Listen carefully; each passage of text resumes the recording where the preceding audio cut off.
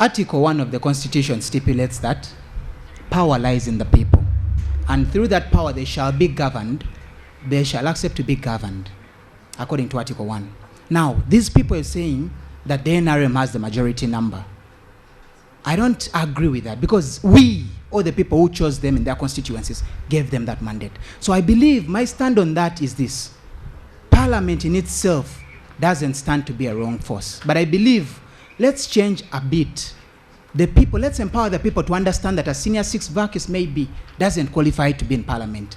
The other day, Walkaga said, it doesn't mean because you speak English, you know how to debate issues. Thank you. Thank you very much. Thank you very much.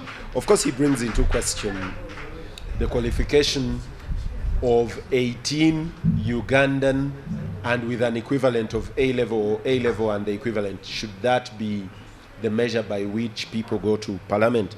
Ladies and gentlemen, I'm coming back to the audience. Right. Okay, this becomes one of those hard moments. Therefore, I'll start from the extreme. St. Lawrence, please come up and take the left-hand side of the podium. Busoga University, come and take the right-hand side of the podium. Busitema, come and stand right behind the first person.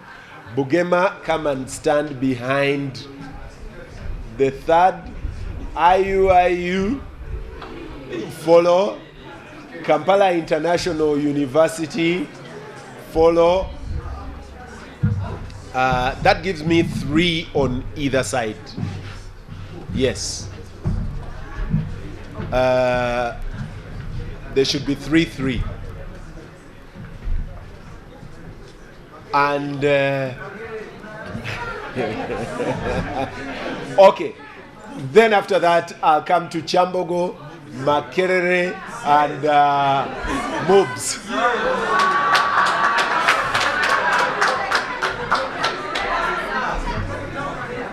That's 3-3. So it can't be more than 3. If you're more than 3, that means you aren't one of the people I called. You may want to take the seat. If you're more than 3, you can't be one of the people I called. Please just use the seat. Please, the rest of us, may we use the seats. Okay, my name is Nandegwe Annette from St. Lawrence University. My question goes to Honorable Wasajja. You are talking about the involvement of the army in Uganda's politics. And my question is, according to the parliamentary settings, we see that there is the side of the opposition and the ruling government. There are 2 groupings. So you are saying that the army should not have a political party. So my question is, where should the army MPs sit? Since they don't have a political party, where should they sit? Thank you. My name is Ndolo Kevin. Should they even be there at all? My name is Ndolo Kevin from Busoga University.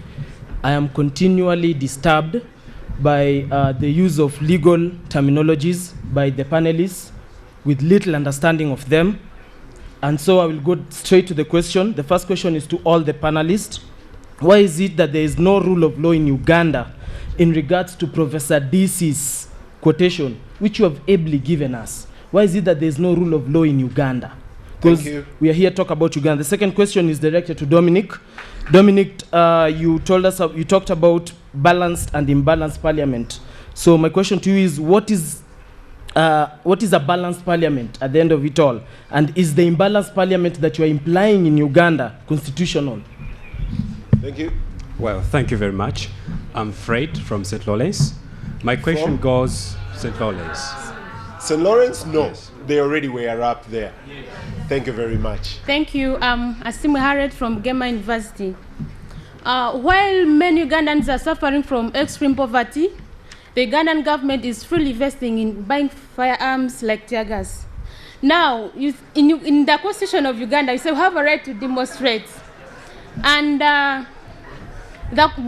should we watch whether the Constitution is being violated? Because you cannot demonstrate, you'll be blocked. And we demonstrate even they find you in your home. You should not move from your home like Dr. Biesge, you said he's in. Yes? May I ask, Is the violation the purchase of firearms? It's not the purchase of fire. It becomes a violation when you spend too much in buying firearms and you're forgetting what the services you're supposed to give to your people. I hope you answered. Thank you. Now, I want to ask Honorable from Mutesa 1 University, how should the electorate, the Ugandans, demonstrate their unsatisfactory to the government apart from demonstrating in the market and other places? Thank you. Thank you very much. The lady was addressing the social contract between government and the people. Yes. Yeah, thank you very much. Africa Chirenga are my names from Kampala International University. My first question will go, or my first point of concern will go to Mr. Karungi. So you would become more good if you had differentiated between an article and a section. An article is for the Constitution, and a section is for Acts of Parliament. Let me go straight to my point. Mr. from IHK University, you talked about the amendment. We've had over 4 constitutions ever since the independence. And you compared us with USA. USA is another different country. You are not compared to Uganda. And secondly, the issue of contention here is not a matter of about constitutional amendment. But the issue is law is dynamic, it's not static. It means our aspirations and our observation and our needs do change. For example, I can give you an example in Evidence Act. To prove paternity long time ago in 1960s would bring resemblance, the ears and everything. But right now, because of the technology which has taken place, now we are supposed to prove by DNA test. So, to me... Thank you very much. No, you can't labor your point more, you've made it. Thank you very much. Laws are dynamic. Thank you very much. I'm called Twesi Kenneth from Busitema University. I'm here to give a way forward. Thank you very much. Now, in Uganda, we have talked about everything. We have quoted the Constitution. We have quoted everything. But now, what to do? That is what you want now in Uganda. Everyone can read the Constitution. Everyone can understand it. But can you apply it? One of the things is, now, if we are to go, is the Constitution relevant to the ordinary person? I can take an example of my mom in Ruham. If the person who knows the law, those people who understand English, are the ones who are violating the Constitution, now do you expect someone from Mugududa to now come and respect the Constitution? First answer that one. The second one is, we should take an example of Jesus. Jesus was using the Bible. He was using the Bible in preaching and in politics. Do you know that Jesus was he actually using the Bible? No, he was using the word of God. I can say he used the word of God. Okay, I can use that one. So, we should now involve religious leaders, since they can take the attention of the biggest population in Uganda in addressing the problems which are affecting our country. It is very easy for me to understand what the bishop is saying, what the cardinal is saying. But if it comes to politics, now it is another part, another thing. What I want to talk about, I'm still about the way forward, about the Public Order Management Bill.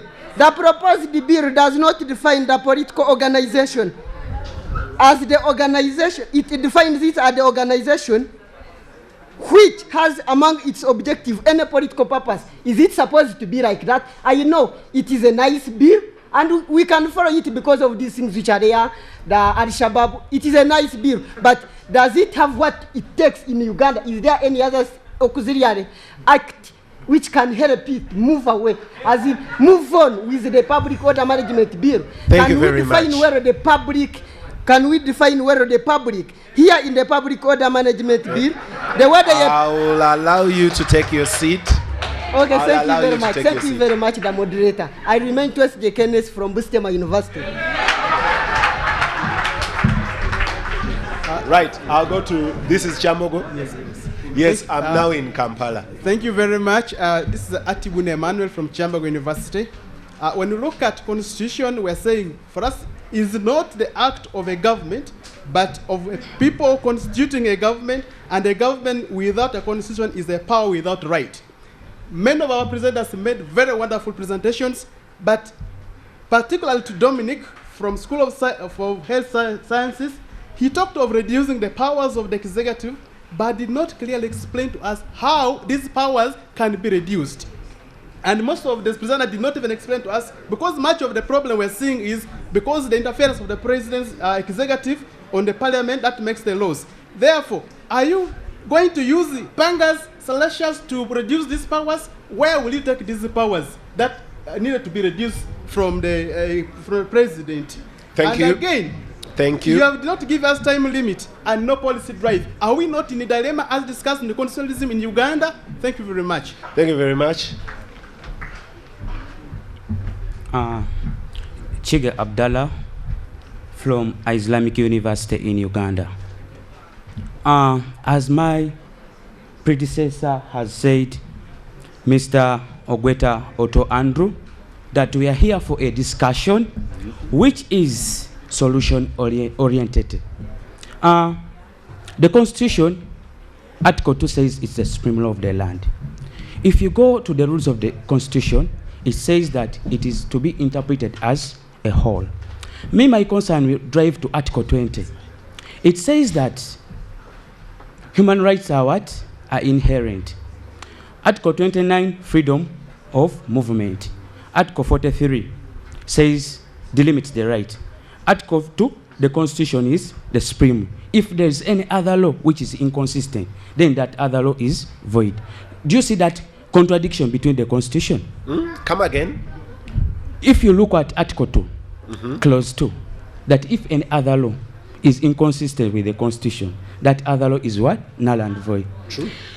If you go to Article 20, human rights are what? Inherent. Yes. Article 29, every Ugandan has a right to move freely, demonstrate peacefully. But Article 43 makes something which is funny. It limits the rights. So, Article 2 is saying it's the supreme law of the land. Then, at an earlier stage, it contradicts itself. What's the way forward? It needs to be reviewed. 2. Thank you very much. I have Makerere University on this side and MUBS on the other side. MUBS is where?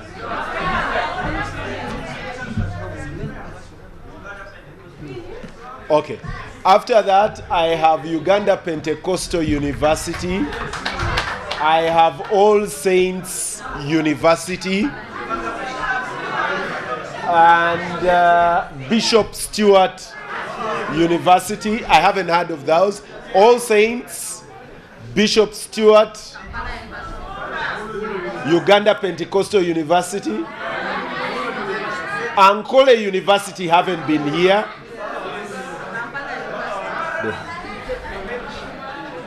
Right. Those 4. So, except the 2 guys, I expect to the other side, Uganda Pentecostal and All Saints. This side, Bishop Stewart and Ankole University. I thank you, Mr. Moderator. My name is Ivan Rugambwa. I am from the university. And which is that? It's obvious. Okay, I'm from Makerere University. For those who don't know. Now, I rise to address some 3 pertinent issues. 1, there has been contention on whether an 18-year-old or an A-level student for that with an O-level qualification can be a member of parliament. This, I hope the HOPE initiative is one of the partners, and it has done tremendous work in organizing this. Now, one of the missions is to involve the youth and students in influencing public policy and debate. So the fact that one 18-year-old has been in parliament and maybe has not measured up, I believe does not disqualify other members, other right-thinking members of, other right-thinking students like you here from participating in politics, because that's how we can be able to influence public policy and debate. We have seen gray-haired men in parliament sleeping in State of the Nation address and the others. So if age was the qualification, actually would have better policies. I want to address that. Now, the other issue is whether we have the rule of law or rulers of the law. I will not fall for either. I'll say we have a rule by the law. Why? We have laws in place, but the executive or the other the executive comes up with laws that may be urgent and need to influence or maybe drive their agenda forward, they marshal those laws through and rule by those laws. So I think because the failure to separate powers is not by design but by default. Because if you have a majority above 300, how many MPs in Parliament, and you're able to push through, it is one. Thank you. Thank you so much, Mr. Moderator. I thank you so much that by the demonstration of your body, you're going to allow me cross-sectionally diagonalize the proceedings. Unfortunately, you have barely a minute. Thank you so much. It is so much for me. Constitutionalism is a system, and I would like to first of all state clearly, it is a system. Someone was asking, is it the Constitution or the constitutionalism? The Constitution might be a document, but you are here to discuss constitutionalism. Thank you. The other person talked about caucuses. Can I hold you just for a second? For the universities that I have called up, I want to request, because all the panelists were gentlemen, and most of the people that have been at the podium have been gentlemen. If I have asked a university up and they have a lady, may she take precedence. May she take precedence. So Pentecostal University, All Saints University, Ankole University, what was the fourth? Bishop Stewart. If we have a lady, I'll take the lady over the gentleman. So the 2-2 standing, if I can have a lady. Thank you so much. I would like to make another clarification that caucuses are legal under multi-party dispensation political system. So you should not blame caucusing. The executive appoints, for clarification, the executive appoints the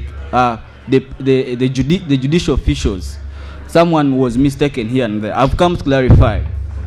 I've also come to question Mr. Odong from Gulu, who said that people who implement the Constitution have failed. Can he visibly, because I have a friend of mine there who is deaf, I want him to understand what exactly you mean. Thank you for that point, by the way. And I would like also to say that the cabinet ministers and Article 113 are chosen from Parliament. One person came here and disorganized the audience. Certainly, I'm from a business school, and we're very organized. Political education has been scrapped. One person alleged that political education has been scrapped. I would like to ask when, where, and how. Because the school in which I graduated to go to the business school, I did political education. Thank you very much. Thank you. Okay, thank you very much, ladies and gentlemen. Naguja Edith from Bishop's Church University in Bara, the land of milk and honey. And the other side, I have one from Ankole University. I'm still waiting for the other two universities to send me ladies.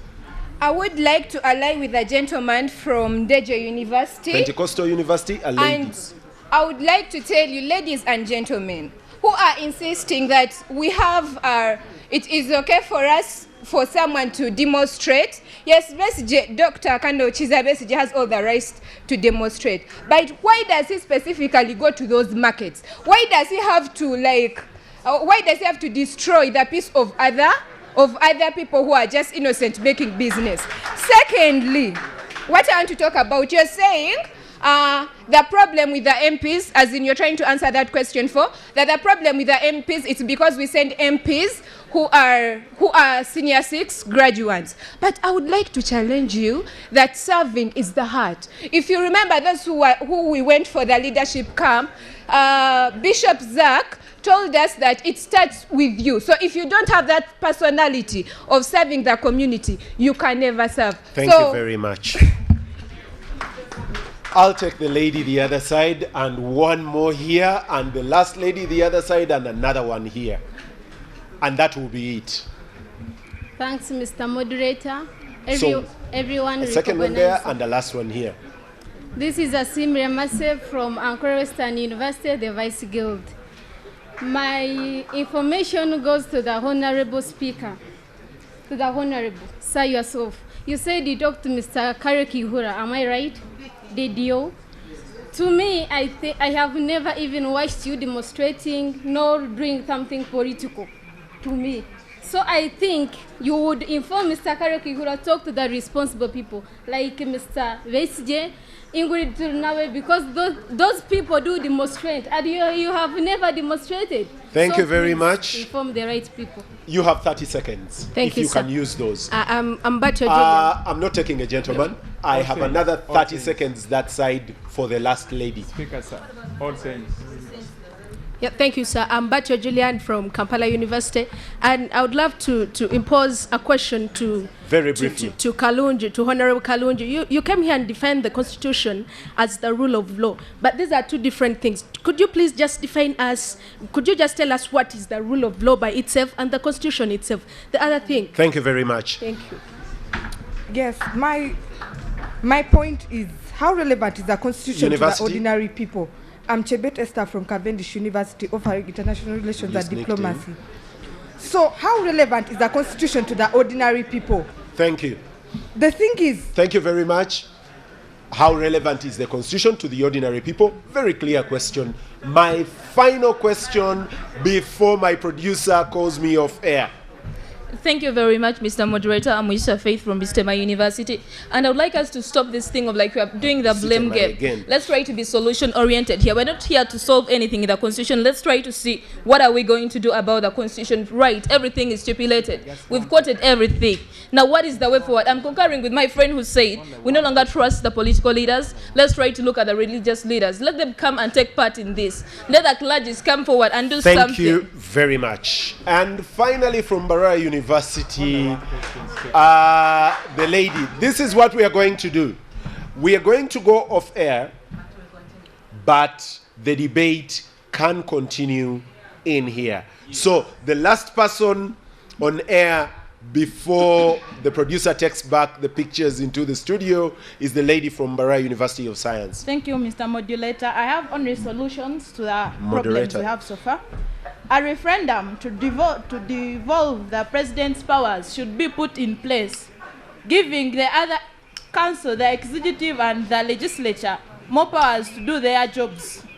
Then the articles that were put in place that were against people's needs, for example, the term limits, increasing the term limits and the public order management bill, they should be put off such that whatever people are given, whatever people allow is what is expected in the Constitution. Thank you very much. Thank you very much. Ladies and gentlemen watching us on WBS television, this debate was brought to you by Center for Constitutional Governance in conjunction with WBS TV.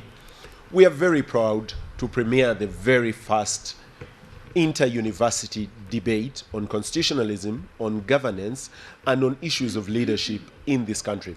Ladies and gentlemen watching us on your TV, the debate is going to remain continuing in here. It is heating up. It is getting a lot hotter. I would like to do special thanks to Center for Constitutional Governance. The constitutions you see in this hall are being distributed by them. And it is courtesy of that a lot of the students here are comfortably quoting from the Constitution. Thank you very much, Walu Simbi. Thank you very much, Sophie, for the production team and all the cameramen in here and up in the gallery that made sure that we can get to you in the comfort of your office, in the comfort of your shop, on the street where you're watching us, at the university, in your house. Ladies and gentlemen, the first edition of the Inter-University Debate.